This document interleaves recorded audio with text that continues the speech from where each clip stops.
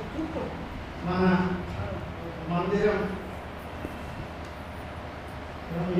గోవిందరాజు గారి యొక్క ప్రోత్సాహంతో ఇక్కడ చిన్నగా మన సంస్థను ఏర్పాటు చేసి 1990 నుండి అనేక గ్రామాలలో భగవద్గీత భక్తి ప్రచారం మా అధ్యక్షుడు బ్రహ్మచారి జీవితాలంతా భగవత్ సేవలో అంకితం చేసి వివాహం చేసుకోకుండా వారి జీవితాన్ని త్యాగం చేసిన వారి యొక్క అధ్యక్షతను మేమంతా అనేక గ్రామాల్లో తిరిగి భక్తి ప్రచారం దాదాపు 250 గ్రామాలు తిరిగాం 90 నుండి.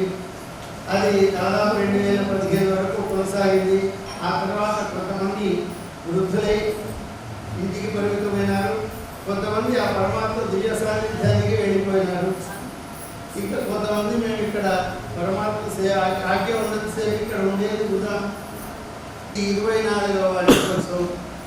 దీనికి మొట్టమొదలు గురువుగారు కావాలి అని వారిని సంప్రదించాం. చాలా రోజులు అయినా చాలా కొద్ది రోజుల తర్వాత సంప్రదించండి అన్నారు. తర్వాత మళ్ళీ సంప్రదిస్తే వస్తానన్నారు. పాపం మళ్ళీ ఒక 15-20 రోజుల కింద వాళ్ళు స్వయంగా నాకు ఫోన్ చేసి బాగా బిజీగా ఉన్నానయ్యా, మరి శరీరంలో అస్వస్థత ఉంది, మీరు ఏమనుకోకపోతే నేను మళ్ళీ ఇంకొకటి ఇస్తాను. గారు మేమంతా మీకోసం చూస్తున్నాం, మీరు ఇప్పుడు మేము దొరికేదే ఇప్పుడు మా వాళ్ళు దయచేసి మీ అనుగ్రహం ఉండాలి అంటే వారి శ్రమ నిజంగా వారి సన్నిహితులు సూర్యబాబు గారని వారు నాకు చెప్తున్నారు. గురువుగారు చాలా సహస్రావధానం చేసి అలసిపోయినారు, ఏమన్నారో ఏమో అని అన్నారు. ఏమన్నా సార్ మీరు మళ్ళీ ఒకసారి వారిని జ్ఞాపకం చేయండి అంటే మళ్ళీ వారే ఒకనాడు ఫోన్ చేసి గుడిలో కార్యక్రమం పనిచేస్తున్నప్పుడు వారు ఫోన్ చేసి సరస్వతి పుత్రులు అనేక సర్వస్వతులు వారి జ్ఞాపక శక్తి ఉండడంలో ఆశ్చర్యం లేదు, కానీ మనల్ని గుర్తుంచుకోవడం మా విశేషం. మేము భాగ్యంగా భావిస్తూ వారు ఇచ్చినటువంటి యొక్క ఈ సమయాన్ని ఇంకా వారు ఒక సప్తాహం మా దగ్గర ఎప్పుడైనా చెయ్యాలి.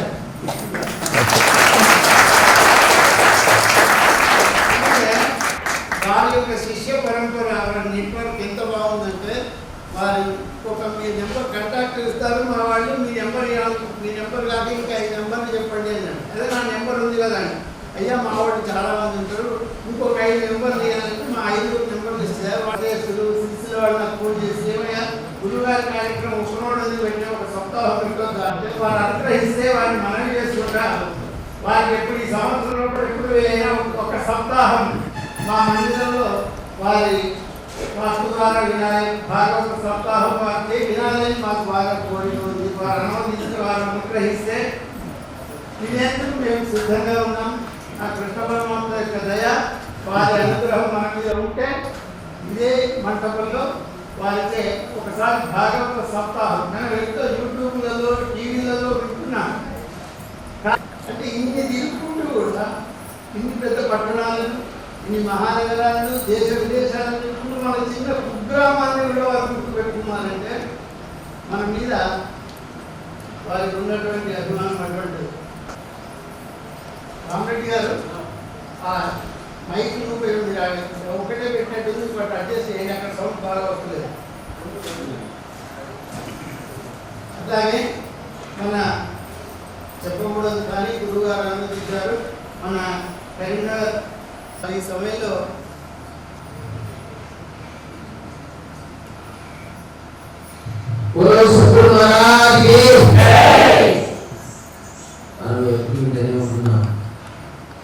గురు బ్రహ్మ గురు విష్ణు గురుదేవో మహేశ్వర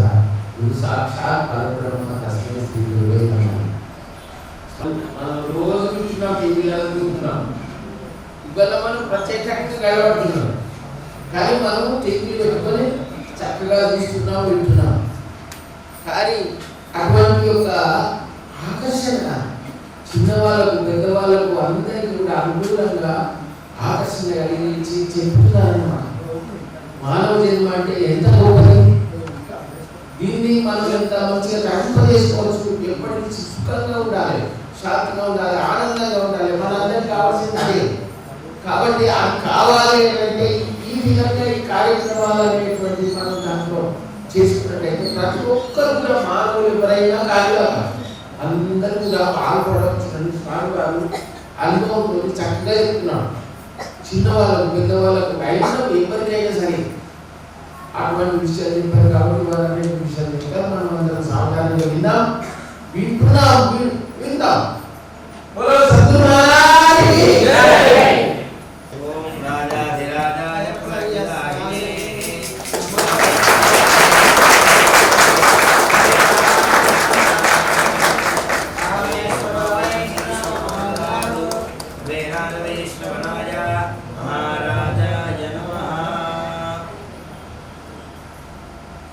గురుగారు ప్రారంభిస్తారు. నిశ్శబ్దంగా ఆలోచించవలసిందిగా మనవి. ఓం సర్వచైతన్యరూపాం తాం ఆద్యాం విద్యాం చ ధీమహి బుద్ధిం యా నః ప్రచోదయాత్. సృష్టౌ యా సర్గరూపా జగదవన విధౌ పాలినీయా చ రౌద్రీ సంహారే చాపి యస్యా జగదిదమఖిలం క్రీడనం యా పరాఖ్యా పశ్యంతి మధ్యమాతో తదను భగవతి వైఖరీ వర్ణరూపా సాస్మద్వాచం ప్రసన్నా విధిహరిగిరిశారాధితాలంకరోతు. ఆదరమొప్పమృక్కిడుదు అద్రిసుతా హృదయానురాగ సంపాదికి దోషభేదికి ప్రపన్న వినోదికి విఘ్నవల్లికాచ్ఛేదికి మంజువాదికి అశేష జగజ్జన నందవేదికిన్ మోదకఖాదికిన్ సమదమూషక సాదికి సుప్రసాదికిన్ వందే గురుపదద్వంద్వం అవాంగ్మానసగోచరం రక్తశుక్లప్రభామిశ్రమతర్క్యం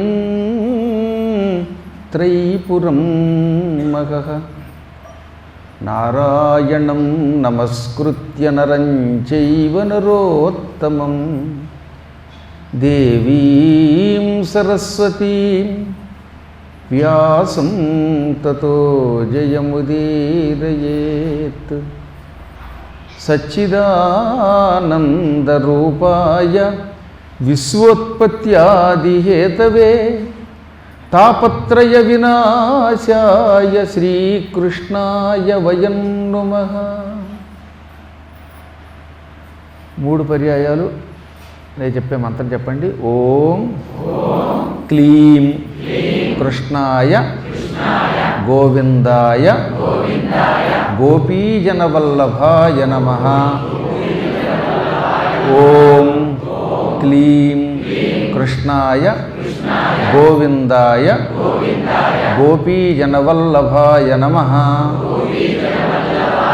ఓం క్లీం కృష్ణాయ గోవిందాయ గోపీజనవల్లభాయ నమః. 2009వ సంవత్సరంలో ఎల్లారెడ్డిపేటలో మన గోవిందరాజులు గారు, అప్పటికి కూడా ఆయనకి 90 ఏళ్ళు ఉన్నాయి, తక్కువేం కాదు, వయస్సు చాలా పెద్ద వయస్సులో ఉండగానే సాష్టాంగ దండ ప్రణామం చేశాడు ఆయన. ఆయనతో పాటు వచ్చిన వాళ్ళందరూ కూడా ఇంచుమించుగా కురువృద్ధులు కురువృద్ధ బాంధవులు అన్నట్టుగానే ఉన్నారు. అందరూ నమస్కారం చేస్తూ ఉంటే ఎంత సంస్కారం ఉంది అని ఆ ఎల్లారెడ్డిపేట మీద ఒక ప్రత్యేకమైన అభిమానం కలిగింది. ఆ తర్వాత మళ్ళీ 2009 తర్వాత ఇప్పటికి అంటే 15 సంవత్సరాల కాలం గడిచింది. రామచంద్ర ప్రభు వనవాసం 14 ఏళ్ళే కానీ మళ్ళీ మీ ప్రాంతానికి రావడానికి ఆ వనవాసానంతరం ఇంకో ఏడాది ఎక్కువ పట్టిందనమాట. అయినా రఘురామశర్మ గారు ఎప్పుడు మర్చిపోలేదు. ఎవరైనా ఈ ప్రాంతం నుంచి వస్తున్నప్పుడు హైదరాబాదు మేము ఇలాగా ఎల్లారెడ్డిపేట నుంచి వచ్చాము, సిద్దిపేట నుంచి వచ్చామంటే నేను అక్కడికి వెళ్ళాను. ఎల్లారెడ్డిపేటలో ప్రవచనమును, రాచర్ల గొల్లపల్లిలో రఘురామశర్మ గారి ఇంట్లో మకామును, ఆ ఇల్లు కూడా మాంధాత కాలం నాటి ఇల్లు, దాన్ని ఏమీ మార్చకుండా జాగ్రత్తగా అట్టి పెట్టుకున్నారు ఆయన ఆ ఇల్లును కూడా గుర్తు చేసుకునేవాడిని. కారణం ఏంటో తెలిసినా అస్సలు కల్లా కప్పటం తెలియనటువంటి ఒక అద్భుతమైన వ్యక్తి ఆయన మొన్న మా ఇంటికి కూడా వచ్చినట్టున్నారు ఉప్పలు కదా. నిజం చెప్పాలంటే వాళ్ళు గట్టిగా ఓ 10 రూపాయలు సంపాదిస్తే అద్భుతమైన బిల్డింగ్ కట్టుకుంటాడు ఎవడైనా. ఆయన మాత్రం ఆలయ నిర్మాణానికి ఆ ధనం వినియోగించాలనే కోరికతోటి స్వగృహం కట్టుకోవడం. అందువల్ల కొంతమందిని ఒకసారి చూసినా ఎన్నాళ్ళైనా ఉండిపోతారు మనస్సులో. ఆయన చెప్పినట్టుగా ఇందాక నారదుడి తర్వాత మళ్ళీ ఇంకో నారదుడి బతుకులా ఉంది నాది. నారదుడు ఓసారి వైకుంఠంలో ఉంటాడు, అంతలో బ్రహ్మలోకానికి కడతాడు, అంతలోనే కైలాసానికి కడతాడు, మళ్ళీ అంతలోనే భూలోకానికి వస్తాడు, ధర్మరాజు దగ్గర ఉంటాడు, దుర్యోధనుడి దగ్గర ఉంటాడు, హిరణ్యకశిపుడి దగ్గరికి పెడతాడు, మళ్ళీ అంతలోనే విష్ణువు దగ్గరికి పెడతాడు. ఈ 2 పార్టీల దగ్గర ఉండే శక్తి ఒక నారదునికి ఉన్నది. అలాగా ఏ దేశంలో ఏ స్థలంలో ఎప్పుడు ఉంటున్నామో తెలియకుండా ఉన్నది. అయినా భగవంతుడి అనుగ్రహం. అంతటి అభిమానంతో రఘురామశర్మ గారు భాగవత సప్తాహం అడిగారు కనుక సమయం చూసి సాధ్యమైనంత తొందరలోనే భాగవత సప్తాహం ఇక్కడ చేస్తుంది.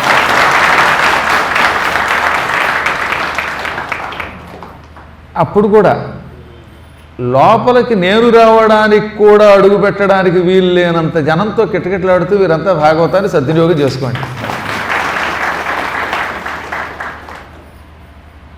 సంస్కారము అంటే పూర్వజన్మ బంధం వల్ల వస్తుందిట. ఇప్పుడు ఆయన లక్ష్మారెడ్డి గారు దీనికి ఉత్తరాధికారి. ఇప్పుడు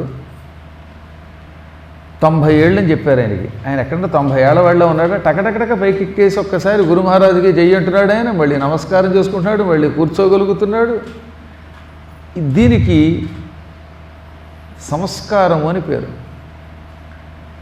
పరమాత్ముని మీద, పరమాత్ముడిని నమ్మిన మహాత్ముల మీద భక్తి కలిగినటువంటి వాడు ఎన్ని సంవత్సరముల వయస్సు గడిచినా మళ్ళీ వాడు 16 సంవత్సరాల బాలుడిలాగే ఉంటాడట.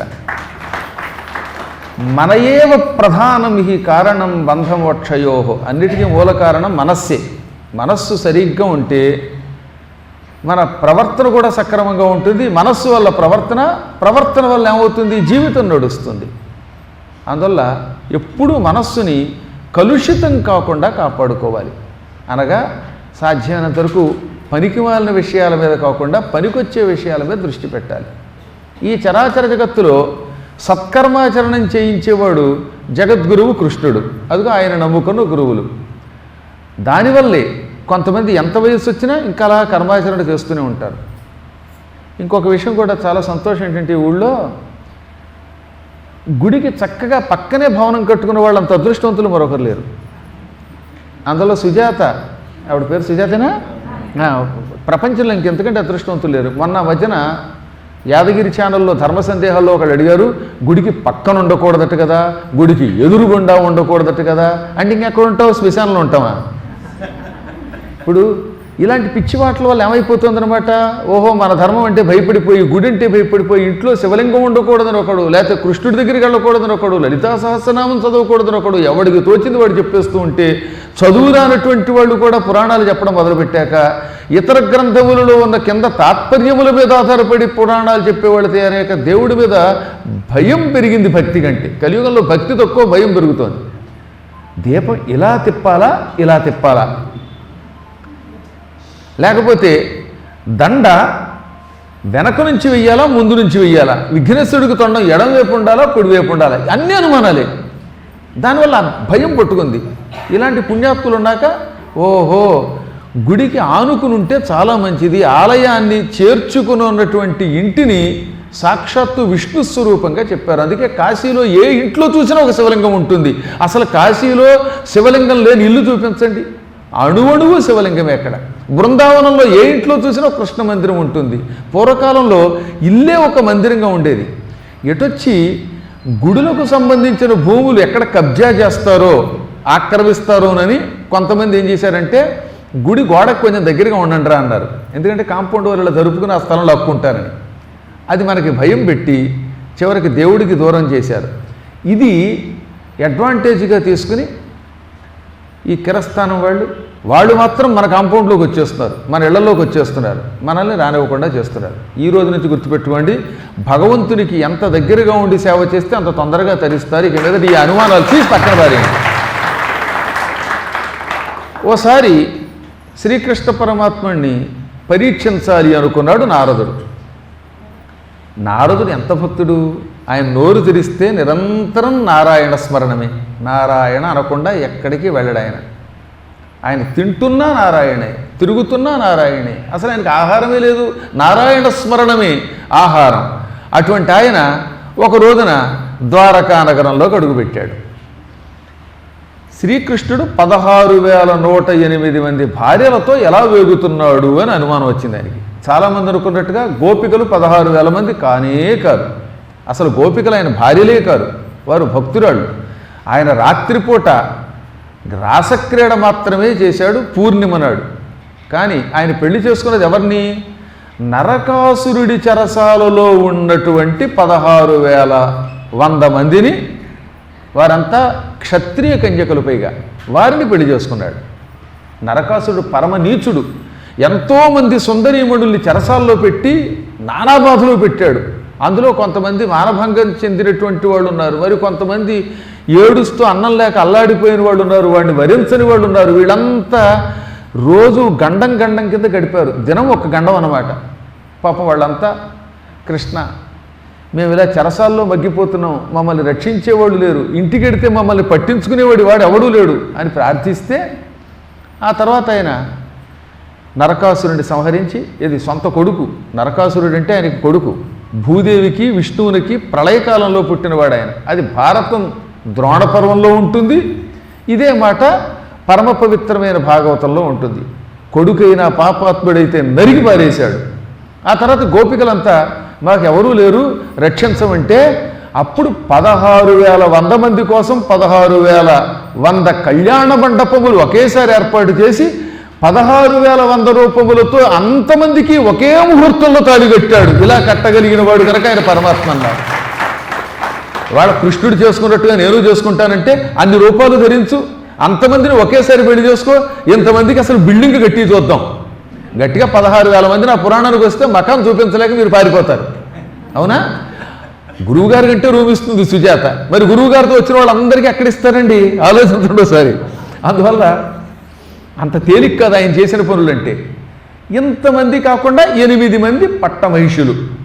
రుక్మిణి, రెండవ భార్య జాంబవతి, 3 సత్యభామ, కాళింది, నాగ్నజితి, లక్షణ, భద్ర, సుదంత. ఈ 8 మందితో కలిసి 16,108 మంది. ఎంతమందికి అన్ని భవనాలు ఇచ్చాడు ఆయన ద్వారకానగరంలో. అవన్నీ ఇప్పుడు సముద్రంలో కలిసిపోయి అడుగునున్నాయి. మీకు కావాలంటే అడుగుకెళ్ళి చూసుకుని ఆ బిల్డింగ్ తెచ్చుకోండి. ఎల్లారెడ్డిపేటకో రాచర్ల గొల్లపల్లికో ఎక్కడికో ఒకటి తెచ్చుకునే శక్తి ఉంటే తీసుకురండి. నేను కూడా ఒకసారి చూస్తాను. ప్రస్తుతం సముద్రంలో చూశాను నేను. ఇప్పుడు నారదుని అనుమానం ఏమిటి? అసలు ఒక్క భార్య ఉంటేనే నానాయాతన. ఇప్పుడు పెళ్ళైన వాడు పడుతున్న బాధలు కొంతమంది ఉన్నారు కదా. భర్తకి సరైన లక్షణం లేకపోతే భార్య బాధపడాలి, భార్య ఏడిపిస్తే భర్త బాధపడాలి. ఏ భార్య మడికో తెక్కొచ్చి నేను ఇప్పుడు వైజాగ్ వెళ్ళిపోతాను టికెట్ చెయ్యండి అనుకోండి, ఇప్పుడు నేను టికెట్ చేయాలి. తీరా టికెట్ చేశాక టికెట్ క్యాన్సిల్ చేయకపోతే తిడుతుంది, మళ్ళీ క్యాన్సిల్ చేయాలి. రేపు రాజమండ్రి పెడతాను ఉంటుంది, రాజమండ్రి పంపాలి. పంపకపోతే అదొక గొడవ, పంపితే ఒక బాధ. అలాగా భార్య కోపం వచ్చినా భర్తకే బాధ, భర్తకి బాధ వస్తే భర్త ఏడిపిస్తే భార్య బాధపడుతుంది. అటువంటిది ఇంతమంది భార్యలతో ఈ కృష్ణుడు ఎలా వేగుతున్నాడనే అనుమానం ఒక ఉదయం నారదునికి వచ్చింది. దీనికే మాయా అని పేరు. వైకుంఠానికి వెళ్ళి విష్ణు దర్శనం చేసుకున్నవాడు, శ్రీకృష్ణ పరమాత్ముడు సాక్షాత్తు విష్ణువుని గ్రహించిన వాడు నారదుడు. ఆయన ఏమన్నాడు ఒకసారి, ద్వారక వైకుంఠపురంబు ఈ రుక్మిణి లక్ష్మి మీరలెచ్చట ఉనికిల్ సారెకు కొలువగ ఒత్తును కోరికతో కంసహర ముకుంద మురారీ. ఈ ద్వారకా నగరమే వైకుంఠము. ఈ రుక్మిణి లక్ష్మి, రుక్మిణీ కృష్ణులు అంటే లక్ష్మీనారాయణులు ఇక్కడ ఉండడం వల్ల మాటి మాటికి నేను మీకు నమస్కారం చేసుకుని మిమ్మల్ని సేవించడానికి వస్తాను అన్నవాడు కృష్ణుడు ఎలా పడుతున్నాడు ఇంతమంది భార్యలతో అనుకోవడం ఏమిటండి? ఇదేనా మాయ అంటే? మాయ అంటే ఏమిటి? యా ఏది మా ఉండకూడదో అది ఉంటే మాయ. మాయాకి అర్థం చెప్పేటప్పుడు మాకి తర్వాత ఉన్న యాకి అర్థం చెప్పాలి. యా అంటే స్త్రీలింగం, ఏది యవత్తే. మా ఉండకూడదో అది ఉంటే అది మాయ. ఉండకూడనిది ఉండాలి, అనవసరంగా వచ్చి శరీరంలో పడాలి, పడితే మాయ. అనగా ఈ జగత్తంతా ఇలా లేదు, ఇవాళ ఉన్నది రేపు ఉండదు. ఒకప్పుడు పద్మాకర్ గారు ఎలా ఉన్నారు? మంచి నవయౌవనంలో అంటే నల్లని మీసాలతో జుట్టుతో అందంగా ఉన్నారు. ఇప్పుడు జుట్టు అలాగే ఉందనుకోండి. నేను పెద్ద మార్పు రాను, నేను ఎప్పుడు 16 ఏళ్ళ కుర్రాళ్ళే అందంగానే ఉంటానని కొందరు అంటున్నారు. కానీ పాప రఘురామ శర్మ గారిని చూడండి, ఆ పెళ్లికి ముందు అప్పుడు ఎలా ఉండేది, ఇప్పుడు జుట్టు తగ్గిపోయింది. ఇప్పుడు ఆయన చూడండి, పాప లక్ష్మారెడ్డి గారు పూర్వం నల్ల తుమ్మెద రెక్కల లాంటి జుట్టుతో ఉన్నవాడు ఇప్పుడు వెండి జుట్టు వచ్చేసింది, వెండి గడ్డం. ఇంట్లో వెండి ఉన్నా లేకపోతే ఇక్కడ వెండి చేరుతుంది అందరికీ, అవునా? అలా రూపంలో మార్పు వస్తుంది, ఇళ్లలో మార్పు వస్తుంది, స్థలంలో, పొలంలో, ప్రవర్తనలో, ఆరోగ్యంలో, శక్తిలో అనుక్షణం మార్పు వస్తుంది. కనుక శాశ్వతంగా సృష్టి ఒకే రకంగా ఉండదు కనుక దానికి మాయా అని పేరు. అటువంటి మాయ నారదుండి కూడా పట్టుకున్నది. ఇంకా సామాన్యుడు పట్టుకోవడంలో ఆశ్చర్యమేమున్నది? వెంటనే ఏం చేశాడు ఆయన? ముందు రుక్మిణీ మందిరానికి వచ్చాడు. అప్పుడు రుక్మిణీ మందిరంలో కూర్చుని రుక్మిణీదేవి పాదాలు ఒత్తుతూ ఉంటే సేవ చేయించుకుంటున్నాడు కృష్ణుడు. కృష్ణ, నువ్వు ఎంత అదృష్టవంతుడివి, కాళ్ళు అలిసిపోయి నొప్పి పెడితే నొక్కడానికి రుక్మిణి ఉంది, నాకెవరున్నారు అని ఆయనకు నమస్కారం చేసి ఇక్కడి నుంచి జాంబవతి మందిరానికి వెళ్ళాడు. అక్కడ జాంబవతి ఓ ఆసనం మీద కూర్చుంది. అమ్మ జాంబవతి, నీకు ఎంత అన్యాయం జరిగిపోతుందో తెలుసా? రుక్మిణీదేవి మందిరంలో ఉన్నాడు కృష్ణుడు అని చెప్పబోతూ ఉంటే పక్క నుంచి ఎక్కడి నుంచి వచ్చారు స్వామి అనే మాట వినబడింది. చూస్తే జాంబవతికి పక్కన ఇంకో ఆసనం మీద కూర్చుని కృష్ణుడు కనబడ్డాడు. అక్కడ ఆయన చెరుకు ముక్కలు తింటున్నట్ట. ఈయన కంగారు వచ్చింది. ఇందాకేగా రుక్మిణీ మందిరానికి వెళ్ళాను, రుక్మిణీ మందిరంలో రుక్మిణి ఆయన కాళ్ళు నొక్కుతోంది, ఎంతలోనే జాంబవతి మందిరానికి ఇప్పుడు వచ్చాడు రా బాబు, అంతా మాయ అనుకుని నోరు మూసుకుని మళ్ళీ అక్కడి నుంచి సత్యభామ దగ్గరికి వెళ్ళాడు.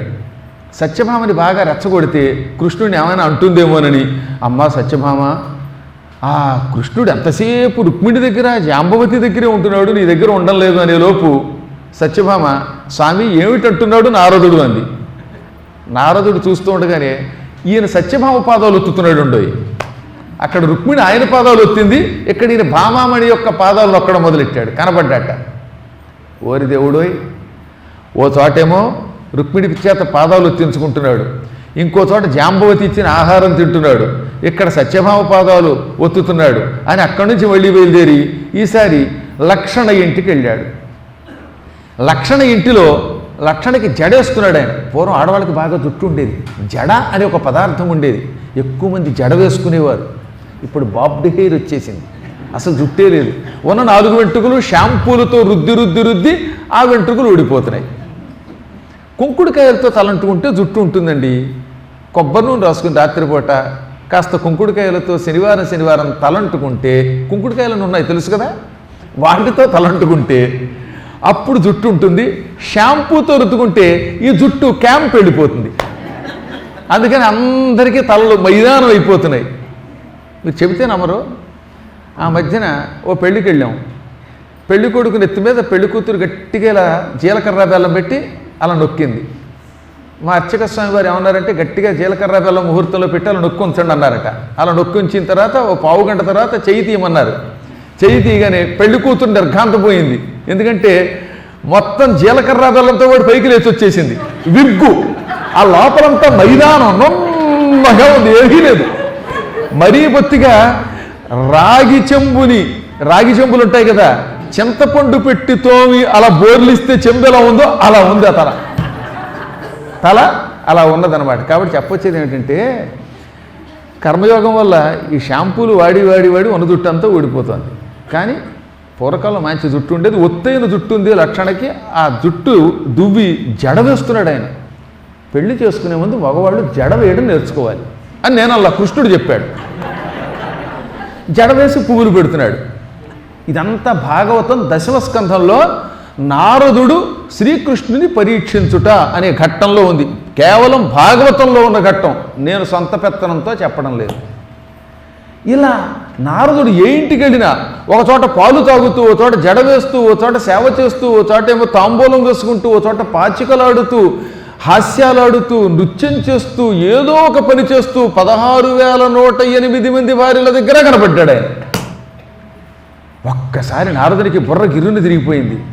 ఏమిటి మాయ అనుకుని, ప్రభు కృష్ణ నన్ను క్షమించి ఈ మాయలోంచి బయట పారేయనగానే పరమాత్ముడు నవ్వి, నేను నీ ఆరాధ్య దైవాన్ని తెలుసుండి కూడా నన్ను పరీక్షించాలనుకున్నావు, అందుకే నీకు ఈ మాయ కల్పించాను అని మొత్తం అన్ని రూపాలు ఉపసంహరించి విశ్వరూపం చూపించాడు. అప్పుడు కృష్ణుడి యొక్క మహామహిమ తెలుసుకున్నాడు. శ్రీకృష్ణుడు తన మహిమ చూపిస్తే చూడడానికి కూడా మనకు ఓపిక ఉండదు. ఆయన విశ్వరూపం చూపిస్తే ఈ 2 కళ్ళతో చూడలేం. అందుకే అర్జునుడికి భగవద్గీతలో విశ్వరూప సందర్శన యోగంలో విశ్వరూపం చూపిస్తే కళ్ళు బయర్లు గమ్మాయి. అప్పుడు ఆయన కోసం దివ్య దృష్టి ఇచ్చాడు. దివ్య దృష్టితో చూస్తే కూడా దిశో న జానే న లభేచ శర్మ ప్రసీద దేవేశ జగన్నివాస, నాకు దిక్కులు తోచటం లేదు. దిశ న జానే, ఏది ఏ దిక్కో తెలియటం లేదు. నీ రూపం చూస్తే నా శరీరం అంతా విహ్వలమైపోయింది, భయపడుతోంది నా శరీరం అంతా. ఆ కాంతిని చూచి తట్టుకోలేకపోతున్నాను. దివ్యనేత్రములతో కూడా నీ దివ్యమంగళ విగ్రహం చూడలేకపోతున్నాను. నా లభేచ శర్మ, శర్మ అంటే శాంతి సుఖము అని అర్థం. నాకు సుఖం కలగడం లేదు. ప్రసీద, ప్రసన్నుడవుకా దేవేశ అన్నాడు ఆయన.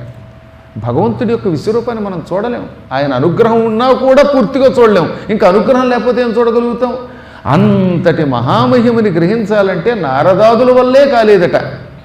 అందుకే భాగవత ప్రారంభంలో భాగవతము తెలిసి పలుకుట చిత్రంబు శూలికైన తమ్మి చూలికైన అన్నారు.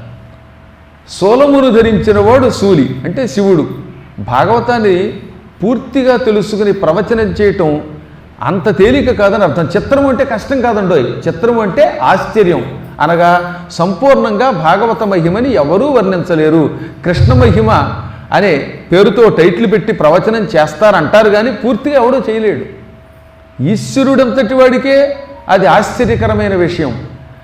తమ్మిచూలి అంటే తామర పువ్వులోంచి పుట్టినవాడు.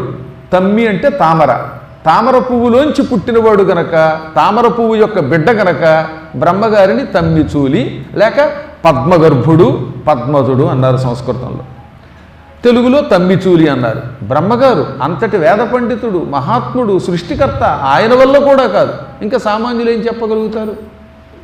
కానీ బ్రహ్మాది దేవతలు కూడా గ్రహించలేని కృష్ణుడి మహిమని భక్తితో చదువురాని గోపికలు గ్రహించగలిగారట. కాబట్టి గోపికలు గొప్పవాళ్ళ, చదువుకున్న పండితులు గొప్పవాళ్ళ అని ఒకసారి సందేహం వచ్చింది.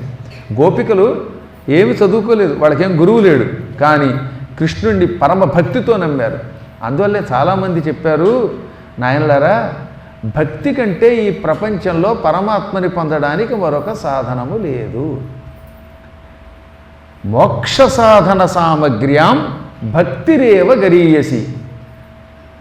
భక్తి అంటే ఏమిటి అంటే యోగ సాధన శక్తి భక్తి. భక్తిరిత్యభిధీయతే. మళ్ళీ యోగత్వాన్ని మానసికంగా అనుభవించడాన్ని భక్తి అంటారు. అలాంటి భక్తితో మాత్రమే పరమాత్మని పొందగలరు, తప్ప మరొక రకంగా పొందలేరు. మీరంతా పరమభక్తులు కాబట్టే నేను ఇక్కడికి వచ్చిన దగ్గర నుంచి చూస్తూనే ఉన్నాను. రకరకాలైన అందమైన పాటలు పాడుతున్నారు, అది కూడా శ్రవణ సుభగంగా పాడుతున్నారు. చెవులకి వినడానికి ఇంపుగా ఉండాలండి భగవన్నామం చేస్తే. కొంతమంది పాడితే భగవంతుడు కూడా పారిపోతాడు, కొంతమంది పాడితే రాళ్ళు కరిగి నీళ్లు అవుతాయి, కొందరు పాడితే ఆ నీళ్లు మళ్ళీ కరిగి రాళ్ళు అయిపోతాయి. చాలా కాలం క్రితం ఓ పల్లెటూళ్ళలో ఓ ఆంజనేయ స్వామి యొక్క ఉత్సవాలు జరిగాయి. ఆ ఉత్సవాల్లో మా నాన్నగారు కూడా వెళ్ళేవారు. నేను చిన్న పిల్లవాడిని, 4-5 ఏళ్ల కుర్రవాడిని, ఆయనతో కూడా వెళ్ళాను. ఆంజనేయ స్వామి ఉత్సవ విగ్రహాన్ని ఇలా పందిట్లో పెట్టారన్నమాట. గుళ్ళో ఉత్సవమూర్తులు ఉంటారు కదా, అందులో ఆంజనేయుడు ఉత్సవమూర్తిని ఇలా మండపారాధనలో పెట్టారు. ఓ సప్తాహం చేస్తున్నారు, ఆంజనేయ సప్తాహం. హనుమత్ జయంతి వైశాఖ మాసంలో. ఓ 2 రోజులు గడిచాక 3వ రోజు విగ్రహం మాయమైపోయింది. ఇదేంట్రా ఆంజనేయుడు ఉత్సవమూర్తి ఎవడెత్తుకుపోయాడు అనుకున్నారు. ఎందుకంటే అక్కడ కాపలా కట్టుదిట్టంగా ఉంటుంది, ఎవరైనా దొంగతనం చేసి పట్టుకుపోవడం అంత తేలిక కాదు.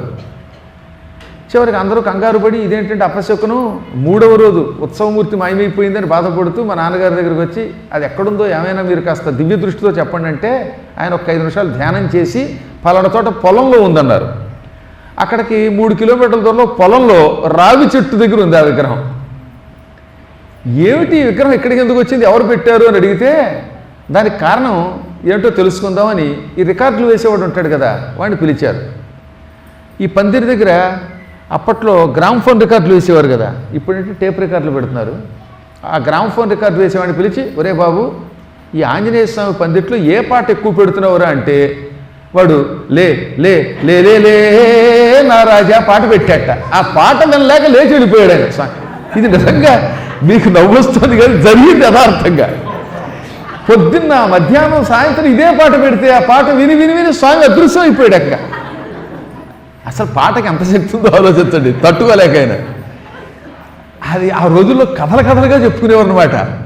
కాబట్టి ఇలాంటి పాటలు పెడితే ఏమైపోతుంది, భగవంతుడు కూడా అక్కడ ఉండి కూడా పారిపోతాడు. చక్కగా వీరేమో చక్కగా రాగానే గోవింద పండరిపురవాస పాండురంగాన్ని పాడారండి. నాకు స్వాగతం చెబుతున్నప్పుడు ఆ పాండురంగుడి మీద పాటలు వినిపిస్తూ ఉంటే ఎంత ఆనందం కలిగిందో. కృష్ణుడు డైరెక్ట్గా భూలోకంలో పండరీపురంలో పాండురంగుడి పేరుతో వచ్చాడు. ఇది పాండురంగ మహాత్మ్యంలో స్కాంద పురాణంలో చెప్పిన మాట. కాబట్టి పాండురంగుడికి కృష్ణుడికి తేడా లేదు. వెంకటేశ్వరుడే కృష్ణుడు, పాండురంగుడే కృష్ణుడు. అందువల్ల కృష్ణనామస్మరణం చేసి గురువుల్ని పిలుస్తూ ఉంటే, ఇక్కడ కూర్చున్నప్పుడు గోవింద అంటూ ఉంటే పరమాత్ముడు గోవిందుడు రాకుండా ఎందుకుంటాడు? అందువల్లే మనం గోవింద నామస్మరణం చెయ్యాలి. అది కూడా భక్తితో చేయాలన్నమాట. అద్భుతమైనటువంటి మార్గంలో ఆ గోవిందుడిని పొందిన వాళ్ళు ఎంతమంది భక్తులు ఉన్నారో తెలుసా? ఆ భక్తులందరిలో అది గోపికలది ప్రత్యేక మార్గం. గోపికలు పిలిస్తే ఆయన పలికేవాడు. వాళ్ళకంత నమ్మకం కూడా. వాళ్ళు కూడా ఆయన ఏం చెబితే అది చేసేవారు. ఓసారి కాళీయుణ్ణి మర్దన చేశాడు కృష్ణుడు బృందావనంలో. కాళీయ మర్దనం చేసే సమయానికి కృష్ణుడి వయస్సు కేవలం 5 ఏళ్ళు. 5 ఏళ్ల వయస్సులో కాళీయుడికి 105 పడగలుంటే ఆ పడగల మీద తాండవం ఆడాడు. ఆ తర్వాత ఒడ్డుకొచ్చాడు, కాళీయుడిని పంపేశాడు. ఆ కథ అంతా ఇప్పుడు చెప్పను నేను.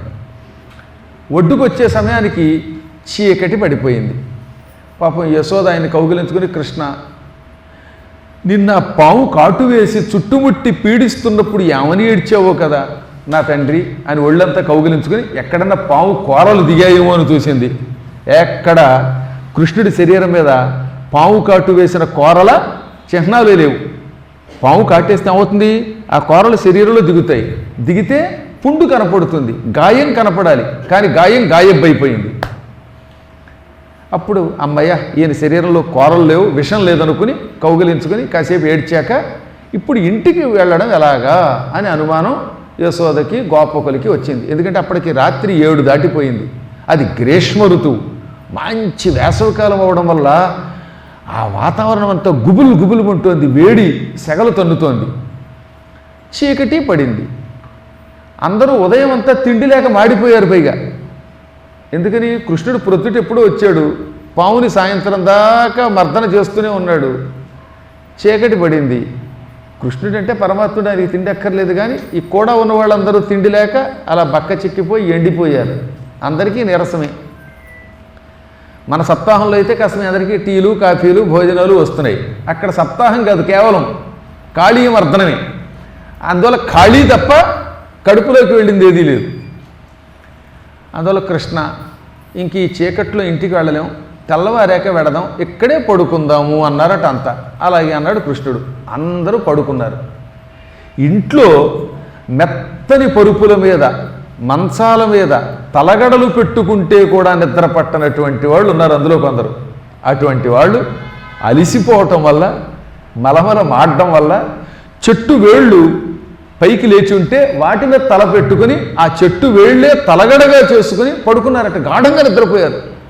గురువు పెట్టి మరీ నిద్రపోయారు. అందువల్ల శరీరానికి అలసట కలిగితే నిద్ర వస్తుంది. ఇవాళ మన శరీరానికి అలసట లేకుండా పోయింది. ఫస్ట్ ఫ్లోర్ కూడా ఎక్కలేం కదా, లిఫ్ట్ ఉందా అంటారు. పైగా ఏమంటే భాగవత సప్తాహం చేస్తూ ఉంటున్నారు, రోడ్డు దగ్గర కారు దిగ్గానే గుళ్ళోకి రావడానికి రోప్వే వేయించండి అని అడుగుతారు రేపు పొద్దున మిమ్మల్ని. అక్కడ రోప్వేలో కూర్చుని ఇక్కడికి వచ్చి ఆ పైన కూర్చుని అక్కడి నుంచే దండం పెట్టి అలా వెళ్ళిపోవటం. అంత సుకుమారులు అయిపోయారు. అసలు ఏ పని చేయటం మానేశారు చాలామంది. ఇంకా మీరు చాలా మంచివాళ్ళు, ఇక్కడ దాకా నడిచి వచ్చారు పాపం. కనీసం వంటింట్లో అయినా నడుస్తున్నారు. అసలు నడక తగ్గిపోతే దానివల్ల శరీరం ఏమైపోతున్న వాడు ఇంత లావు అయిపోతుంది. 18 ఏళ్ల కుర్రాడు ఒకడు అవధానం చేస్తూ ఉంటే వాడే చూడడానికి దిగ్గజం అయిపోయాడు అప్పుడే. ఇంక రేపు పొద్దున భవిష్యత్తులో ఎంత లావు అయిపోతారో ఆలోచించండి. కాబట్టి బాగా వ్యాయామం చేయటం వల్ల అలిసిపోతే తొందరగా నిద్రపడుతుంది. అలా అందరూ నిద్రపోయారట. నిద్రపోయిన కాసేపటికి ఏం జరిగిందో తెలుసా? అడవిలో చెట్టు కొమ్మలు ఒకదానికోటి రాసుకుని సంఘర్షణ చెంది గట్టి కర్రలు గట్టిగా మధిస్తే ఏమవుతాయి? నిప్పు పుడుతుంది. మీరు ఎప్పుడు అరణి మధించారు చూసారా? గిర్రుని తిప్పుతూ ఉంటే కొయ్యలోంచి నిప్పు పుడుతుంది. అలాగే అడవిలో నిప్పు పుట్టి మొత్తం ఈ గోపాలకులంతా నిద్రపోతున్నటువంటి ప్రాంతం అగ్నిజ్వాలలతో నిండిపోయింది. దానికి దావాగ్ని అని పేరు. మీ ఊరు మా ఊరురా? ఇది కూడా ఒక బృందానం. గొల్లపల్లి అంటే గోపాలుడు ఉన్నటువంటి ఊరిది. పైగా రాచర్ల గొల్లపల్లి, మామూలుది కాదు. రాచర్ల అనే శబ్దమునకు మహారాజులకి నిలయమైన అంటే టీవీ కలిగిన వాళ్ళకి నిలయమైన గొల్లపల్లిది. అందువల్ల గోపాలకుడు ఇక్కడ కూర్చొని గీతా జయంతులు చేయించుకుంటాడు ఆయన. ఇప్పుడు ఆ బృందావనం అంతా నిప్పు వ్యాపించింది, దావాగ్ని పట్టుకున్నది. మధ్యలో కృష్ణుడు గోపాలకులు పడుకున్నారు, యశోదానందుడు మొదలైన వాళ్ళు. వీళ్ళలో కొందరు ముసలాళ్ళు ఉన్నారు, కొందరు పడుచాళ్ళు ఉన్నారు, కొందరు పిల్లలు ఉన్నారు, ఆడవాళ్ళు అందరూ పడుకునుంటే చుట్టూతా అగ్నిజ్వాలలు కమ్మాయి. ఆ వేడికి నిప్పురవ్వలు మీద పడడం వల్ల, వేడి అగ్ని జ్వాలలు తగలడం వల్ల టక్కన వెలుకొచ్చింది అందరికీ. వాళ్ళు వణికిపోయారు. కాళీయుడి విషం కంటే భయంకరంగా ఉంది ఈ అగ్ని అని వణికిపోయి కృష్ణ గోవింద రక్షించు అన్నారు.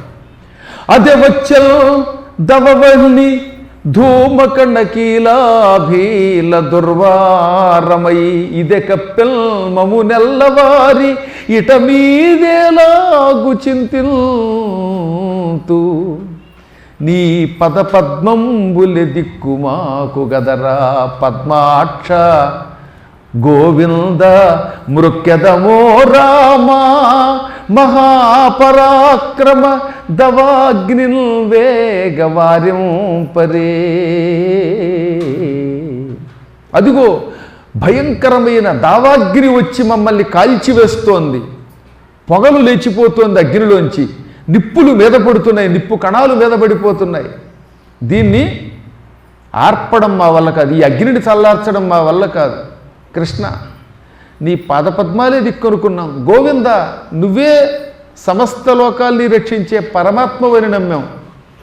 నీకు ఈ అగ్నిని చల్లార్చి మమ్మల్ని రక్షించడం పెద్ద కష్టం కాదు. ఎందువల్ల కాళీయుణ్ణి మర్దించి ఈ మడుగులో నుంచి బయటికి వెడలగొట్టిన శక్తి కలిగిన వాడివి. నువ్వు తలుచుకుంటే ఈ అగ్ని నుంచి మమ్మల్ని రక్షిస్తావు. బలరామ నువ్వు మహాపరాక్రమవంతుడివి. మీ అన్నదమ్ములు తలుచుకుంటే ఏదైనా చేస్తారు. మమ్మల్ని రక్షించు రక్షించు రక్షించు.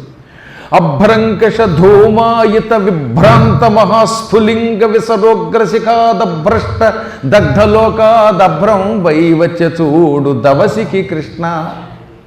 ఆ అగ్ని కూడా ఎలా ఉందిట? ఆకాశం అంతెత్తు అగ్నిజ్వాలలు లేస్తున్నాయట.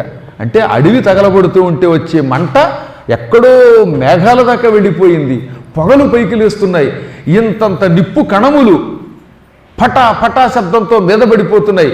మా బట్టలు చిరిగిపోతున్నాయి, కాలిపోతున్నాయి, మేము చచ్చిపోతున్నాం. బాబోయ్ రక్షించు, బాబోయ్ రక్షించు, కృష్ణ రక్షించు, బలరామ రక్షించు అని ప్రార్థన చేశారు. వాళ్ళు ఏడ్చారు, మొత్తుకున్నారు. అప్పుడు కృష్ణుడు చిరునవ్వు నవ్వాడు. మీకు నా మీద నమ్మకం ఉంది కదా అంటే, నమ్మకం ఉంది కాబట్టే కదా స్వామి రక్షించమంటున్నాం అన్నారట వాళ్ళు.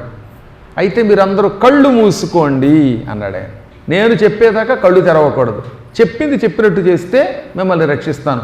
గట్టిగా కళ్ళు మూసుకోండి అన్నాడు. మిమ్మల్ని కాదు వాళ్ళని. మళ్ళీ మీరు మూసుకుంటారు. వెంటనే అందరూ ఇలా 2 చేతులతోటి కళ్ళు మూసుకున్నారు. అందరూ కళ్ళు మూసుకోగానే శ్రీకృష్ణుడు కుడి చెయ్యి ఇలా చాచాడు.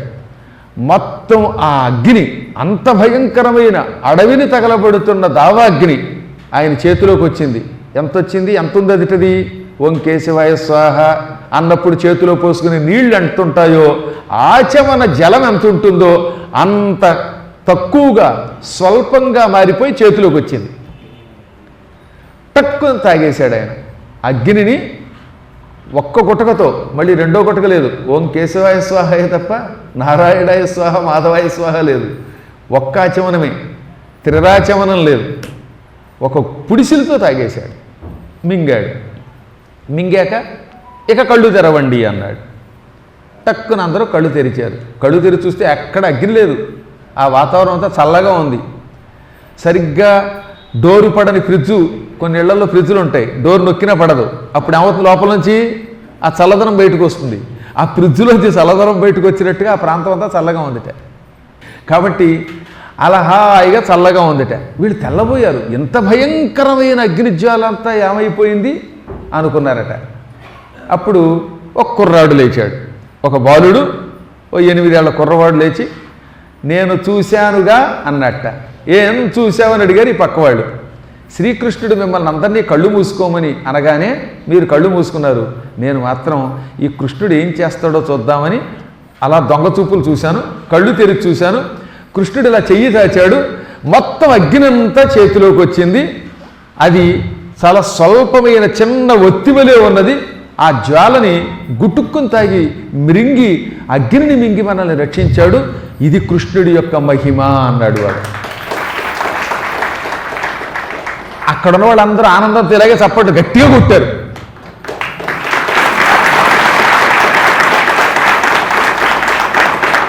ఇప్పుడు ఈ జనాలందరికీ కృష్ణుడి మహిమ తెలిసింది కదా.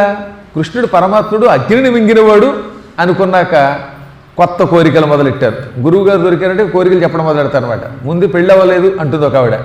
పోనీ పెళ్ళి అవుతుందిలేమ్మా, ఫలానా పని చెయ్యంటే పెళ్ళయ్యాక పిల్లలు పుట్టలేదు అంటుంది. పిల్లలు పుట్టాక పిల్లలకి పేర్లు మీరే పెట్టాలంటుంది. అవి అయిన తర్వాత మా పిల్లలు ఉద్యోగ బాధ్యత మీదే. ఇవన్నీ చేస్తే మీ పీఠానికి 2 మల్లెపూలు కానుకగా డొనేషన్ ఇస్తానంటుంది. పైగా ఎంత ఔదార్యమో చెప్పిందండి ఒక ఆవిడ. మాకు 5 కోట్ల ఆస్తి రావాలండి, కోర్టు కేసులో ఉందండి, 5 కోట్లు వస్తే మీకు 116. ఆహా, ఎంత ఔదార్యం చూసారా. కాబట్టి మానవ లక్షణం అలా ఉంటుంది. అవతల వాడి దగ్గర శక్తి ఉందంటే ఇంకా కోరతాం అనమాట. అలాగా శ్రీకృష్ణుడు ఇప్పుడు అగ్నిని మింగాడు గనక, ఈయన మహిమ తెలిసింది గనక వీళ్ళందరూ ఏమన్నారు? కృష్ణ, పావుని మర్దించావు, దాన్ని పంపావు, అగ్నిజ్వాలలో నుండి మమ్మల్ని రక్షించావు. ఇప్పుడు మాకు ఇంకొక కోరిక ఉంది. ఇక్కడ నుంచి ఇంటికి 5 మైళ్ళ దూరం, ఈ చీకట్లో నడిచి వెళ్ళలేము.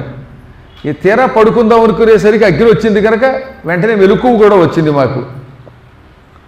మహా అయితే 9వ 10వ రాత్రి. కాబట్టి నీ మహిమతో మమ్మందరినీ మా ఇంటికి పంపితే ఈ మిగతా రాత్రి ఇంట్లో మంచం మీద పడుకుని సుఖంగా నిద్రపోతాం.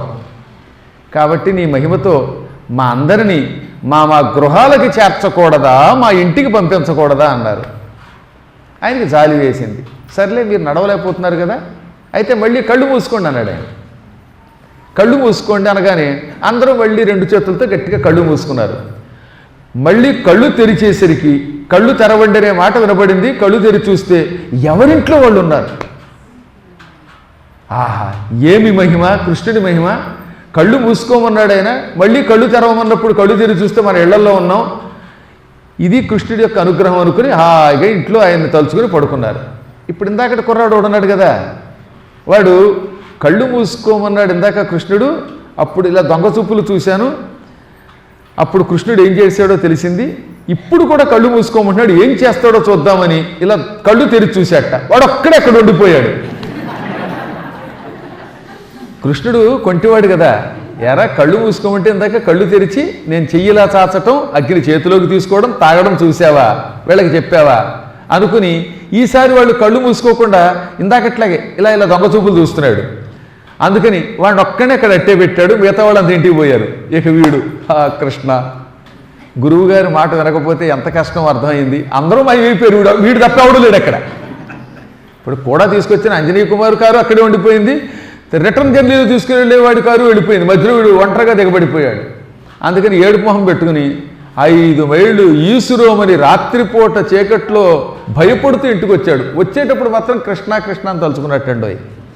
లేకపోతే పులులు, సింహాలు, పాములు ఉన్నాయి అడవిలో, వాటి గండం నుంచి తనను తాను రక్షించుకుంటూ ఇంటికి వచ్చాడు.